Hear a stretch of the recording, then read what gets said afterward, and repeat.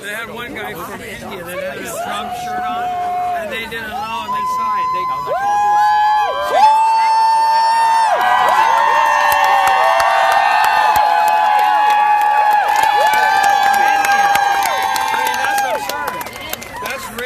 Alright, so I'm going to say just a very few words about what we're all doing here, and then we're going to invite, we've started a list, but we're going to open this up for at least an hour, invite everyone up to share testimonies. And what I mean by that, and that doesn't mean that that's what that is, but so he said what I mean by that is we want to all hear from each other about the ways that this election has impacted you as an individual, and specifically for those of us who have marginalized identities or intersections of marginalized identities, to hear how this election has affected you. For us all to hear that from each other is the most important thing to know what to do going forward. So we've had a lot of people in the last couple days, or even in the last couple hours, asking, well, why are we doing this? The election's over. Trump is the president. Why? What are we hoping to accomplish? Make America not my president! Oh, your video. Not my president!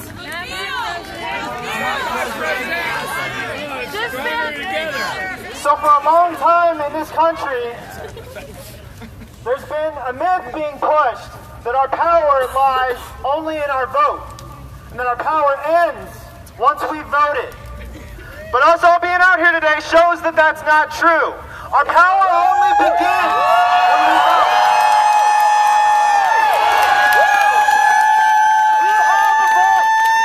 Beyond our vote, we have an obligation to exercise that voice today. We have an obligation to exercise that voice for the next 4 years because lives are on the line. We're going to hear from many of those lives tonight. First, I want to say a few words about nonviolence.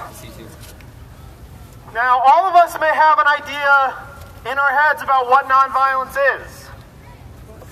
But there are a few assumptions that maybe are not the most productive and that maybe have been created by forces that we would not consider our allies. The first one is the idea that nonviolence and peace mean the same thing. What does peace mean? Peace is not only the absence of violence, but it is the presence of justice.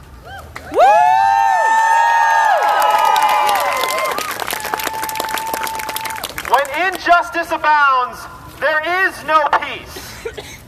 So when we hear Black Lives Matter activists say, no justice, no peace, they're not saying, well, if you don't give me justice, I'm going to take away your peace. They're saying, without justice, there is no peace.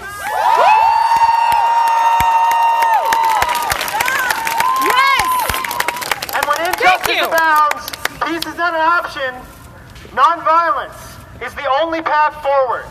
Nonviolence is a confident and unapologetic stand against injustice. Sometimes it's not necessarily what we would call peaceful. This courtyard was a lot more peaceful 6 hours ago. But this is not a time of peace. The second assumption I want to challenge. It's true that a key idea of nonviolence is to direct our anger at systems rather than at individuals.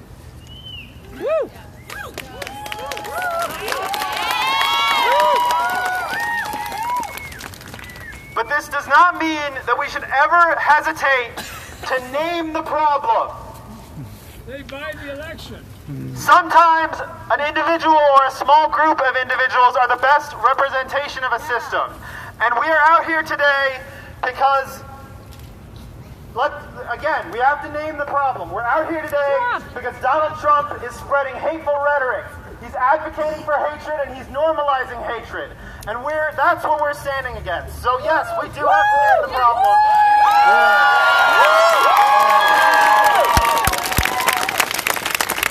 And with that, one more quick word, and then we're going to begin to hear from the people among us who have been most affected by this election, or who will be.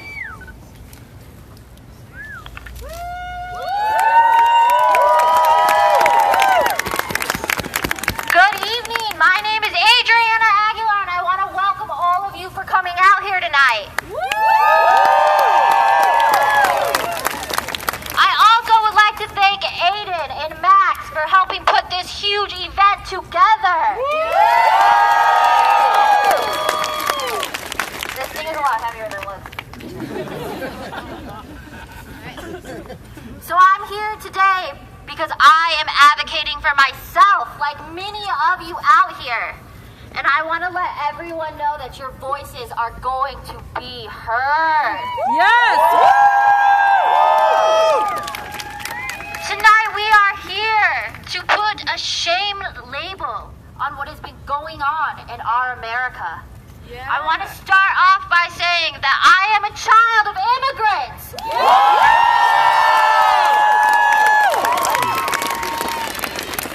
That my family has worked hard every single day in this country. I'd also like to say that I am a woman! And no one will take my right to my body away!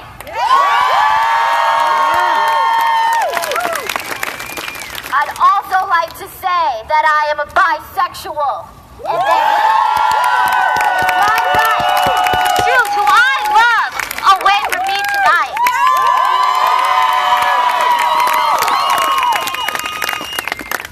I also want to talk to you guys about my story. I'm out here tonight because I have family that I'm scared that won't be here next year. I have friends who love someone so much and people are refusing to let them be. I'm here because I want your children to see the beautiful Rocky Mountains one day.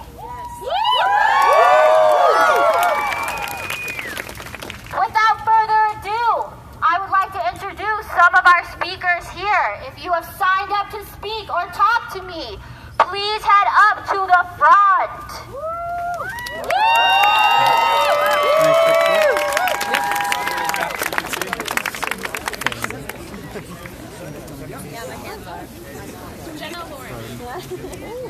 Is there any place you need?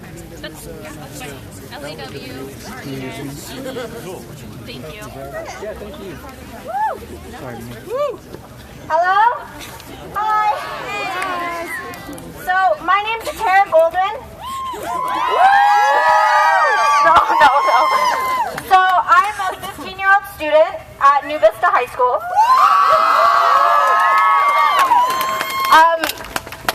So, I'm speaking here tonight on behalf of a couple identities I hold. I identify as a woman. I identify as a Jewish woman. And most importantly here, I identify as a survivor of sexual assault.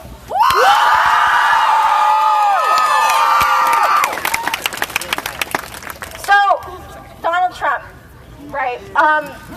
So as I said, I'm 15 years old. This election, I had no power to vote. Now, as I hope we all here know, just because I couldn't vote did not mean I actually held no power. And that's why I'm speaking here tonight. In my story of sexual assault, I was told countless times to be silent. It was because of this that my abuser is still on the streets, he is still free, and he has served very little consequences. Now, I'm not here to spread sadness, and I'm certainly not here to make y'all feel depressed. I'm here to say, look around. For so long, we have been told to stay silent. For so long, we have been told we hold no power. That clearly is not the truth.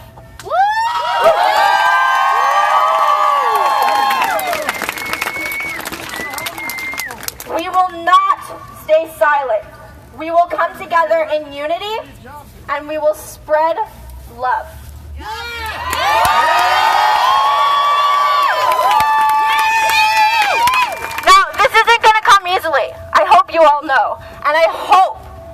tonight inspires you all to gather the energy to be working our asses off for the next year, for the next 4 years, for the next 20 years, for the next 40 years.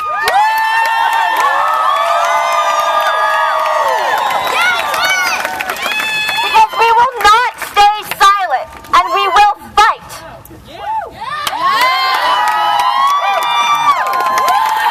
And that's pretty much it.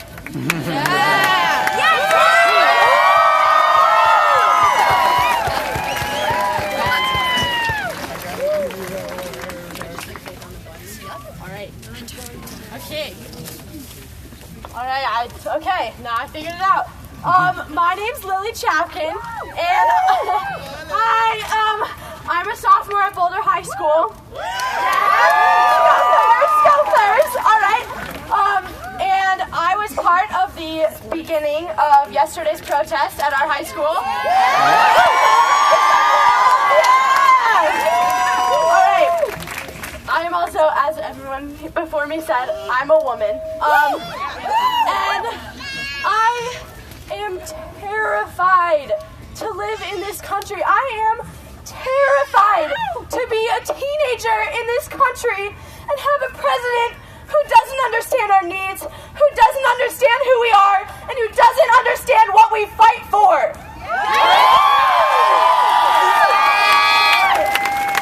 Walking into school yesterday, I cried. I walked through the doors and I started crying. And I knew I could not just sit through class. And those of you on Facebook, on Instagram who say we deserve to be suspended because we were just denying ourselves of our education, that is bullshit! All right. I knew something needed to be done, and so I did it. And I got students together. We sang, we hugged each other, we loved each other, and we supported everyone in the U.S. And I want everyone here to know that that is what we're doing tonight. We are not spreading hate. We are not anti-Trump. We are pro-love.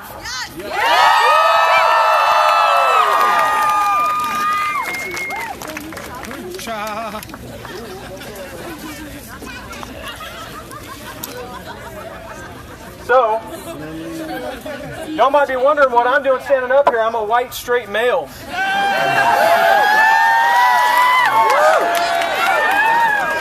Hear it. I was watching CNN last night, and their reluctant coverage of the protests as they broke out in New York and San Francisco. They started to kind of create their own narrative around these protests. Where were you Tuesday, is what they kept asking. In every single city. Well, you know what my response was? We were out on Tuesday and we elected Hillary Rodham Clinton by more than 1 million votes.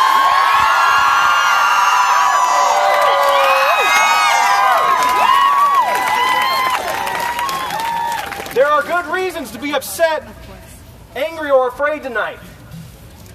U.S. society contains more than its fair share of meanness and vitriol at the best of times. But Trump's candidacy and election to the highest office is mainstream sexism, racism, bigotry, and the views of the alt-right. Elements in our culture whose purpose is to deride minority groups have become emboldened through the election of Donald Trump. Groups like our LGBT brothers and sisters, our African American brothers and sisters, our Muslim brothers and sisters, brothers and sisters, are walking around with targets on their back for the next 4 years. My wife is Hispanic, and I am up here tonight because I've got 4 beautiful daughters that I've had with that beautiful woman. My oldest is 10 years old, and they watched the election coverage for the last 16 months. During the election, I was forced to answer questions that my parents would never have been confronted with. We covered topics like racial discrimination. We covered topics like anti-Semitism, the wage gap between men and women, abortion, and sexual assault. I pride myself on being able to explain the world around us to my children, and as a result, I have 4 very socially aware young ladies.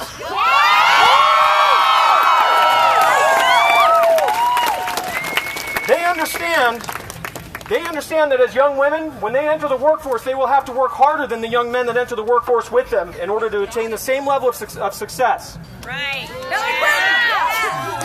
They understand what racial discrimination looks like in words and practice, which is especially important because half the country cannot recognize the look of racial discrimination. Now, unfortunately, they also understand that some men, as a result of their position of power, feel entitled to their bodies. When a man like this is elected president, we are putting in danger the very culture of human decency in our country. We are reaffirming the rape culture that exists in our country. We are legitimizing obstructionists in Congress. And we are allowing our friends in the community to be labeled and stigmatized. We are already seeing evidence of increased hate crimes and increased harassment of minorities in the last 48 hours. Free and open elections are supposed to be the cornerstone of our democracy. We've seen the spread of minority-specific voter ID laws to suppress voter turnout.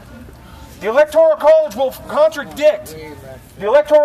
vote to contradict the popular vote again. And there are many of you out here that remember in 2000 when Al Gore lost to George W. Bush, he won the popular vote in 2002. Add to that, the $10 million price tag was starting a presidential campaign, and I think it's time for us to acknowledge that our elections are neither free nor open.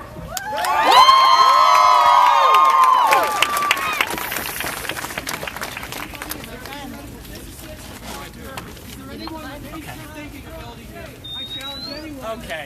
All right. Bye-bye. Concepts that I'm saying right now. We love you. We love you.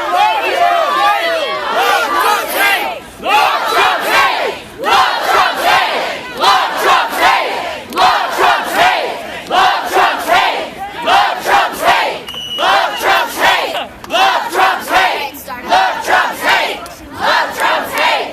Love Trump hate. Love Trump hate. Love Trump hate. Love Trump hate. Love Trump hate. Love Trump hate. Love Trump hate. Okay. Let him go.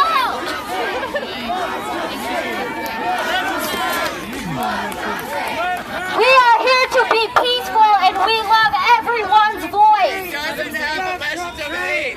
He also is anti-Trump. Come on up.